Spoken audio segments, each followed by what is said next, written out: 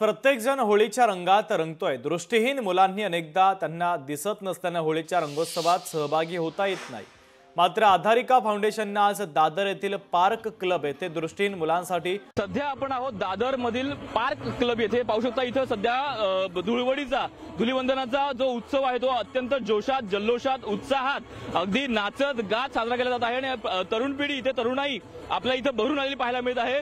प्रत्येक जण इथे जल्लोषात जो धुलीवंदन आहे सण जो आहे तो साजरा करत आहे। मात्र अगदी वेगळे पण म्हटलं तर इथं काही वेगळी मुलं आहेत जी पाहू शकत नाही अशा प्रकारे ती मुलं आहेत आणि ती सध्या आपल्या इथे होळी साजरी करताना पाहायला मिळत आहेत।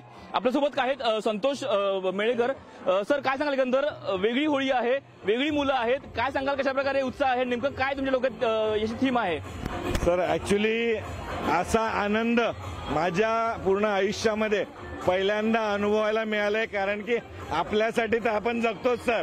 लहानपणापासून एक वेगळ्या पद्धतीची होळी खेळलो आपण, पण आज जी ह्यांना दिसत नाहीये पण त्यांना जो एहसास हो की होली म्हणतात ना, ती आधारिका फाउंडेशनच्या माध्यमातून आम्ही देण्याचा आज प्रयत्न केलाय। दिसत नसल्यामुळे काय होतं, दरवर्षी होळी आली की घरातच बसायचं।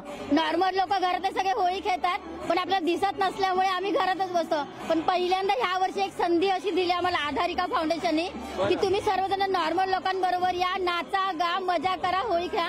आणि खूप आम्ही लांबून लांबून आलो, सगळे एकमेकांना भेटलो आणि आधारिका फाउंडेशनच्या सहकार्याने पण मदत केली आणि खूप मजा आली, खूप एन्जॉय केला आम्ही। खूप खूप धन्यवाद। दरवेळेला आम्ही होळीच्या दिवशी फक्त मोबाईलवरून एकमेकांना शुभेच्छा देऊन आमचा दिवस घालवत होतो, पण आज आम्ही एकमेकांना भेटून पहिल्यांदा आम्ही आमच्या आयुष्यातले रंग एकमेकांच्या बरोबर शेअर केलेत। कॅमेरा सुनील वर्मासह भूषण शिंदे, लोकशाही मराठी, मुंबई।